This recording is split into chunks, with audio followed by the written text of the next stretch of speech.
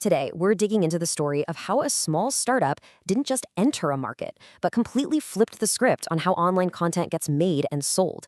It's a fascinating look at the power of perfect timing, a killer business plan, and launching right at the dawn of the streaming revolution.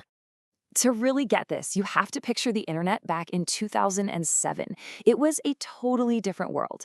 Broadband was just starting to become a normal thing in people's homes, and the idea of watching video online was, well, it was on the verge of exploding. The whole on-demand streaming era was literally just around the corner. And you know who was paying very, very close attention to all this? A group of entrepreneurs up in Montreal. They saw this huge technological shift happening and didn't just see cool new tech. They saw a massive, untapped business opportunity just waiting for someone to grab it. So, what was their big idea? Well, they launched a subscription service that did things differently. See, back then, most of the content online was pretty chaotic, random, low-quality uploads. They went the other way. They focused on really high production values, and this is the important part, they had structured, scheduled releases. It was almost like they were running a TV network, but for the internet.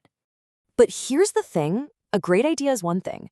A brilliant strategy to actually pull it off, that's a whole other level. And their opening moves were honestly incredibly smart. Right from the jump in 2007, their game plan was crystal clear.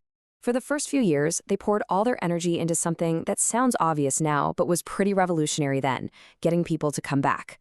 They did it with consistent schedules.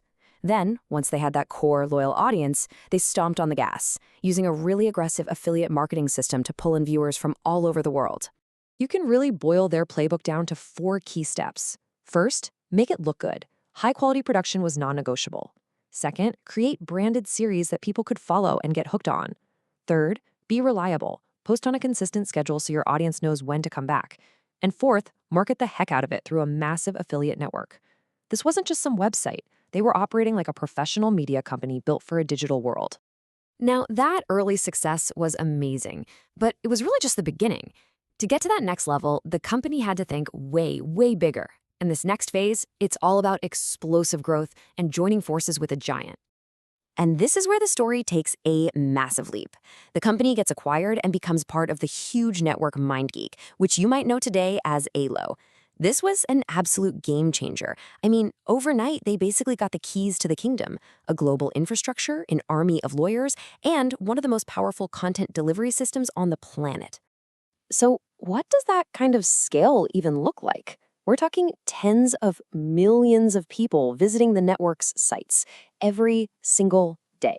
Just try to wrap your head around that number for a second. That's the staggering size of the global audience we're dealing with here. Okay, so who are all these people? Well, if we look at the public traffic reports, we start to get a pretty clear picture. In terms of gender, it's pretty heavily skewed, with about 75%, or 3 out of every 4 visitors, being male. And if we break it down by age, the picture gets even sharper. The dominant demographic, by a long shot, is that 18 to 34-year-old group. The core digital native audience that pretty much every online business is trying to capture. But here's the thing. When any platform gets this big, with this much reach, the story stops being just about business plans and visitor numbers. It automatically starts a much bigger, much more complicated conversation about its place in society. And that brings us right to the social impact debate. Now, this whole debate, which pulls from all sorts of research and commentary, really has 2 sides. On one side, you have very real concerns being raised, worries about the potential effects on things like attention spans, our relationships, and even how we perceive intimacy. Then on the other side of the coin, you have a strong counterargument that puts the focus on personal responsibility, on the need for digital literacy, and on the idea that it all comes down to individual choice and moderation. It's a tension that's at the very heart of so many conversations about online media today. And this debate really forces us to zoom all the way out. Because this company's journey isn't just its own story.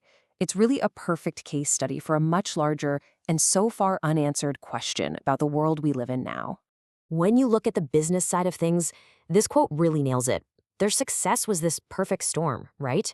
Being in the right place at the right time, having the right technology, and building an unbelievably powerful marketing machine that could scale globally.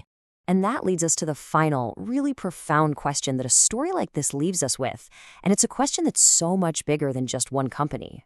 What we've seen here is a powerful example of what happens when any kind of content can be accessed by billions of people instantly. The real challenge for all of us is figuring out how we as a society actually adapt to that reality. It's a question we're all still trying to answer.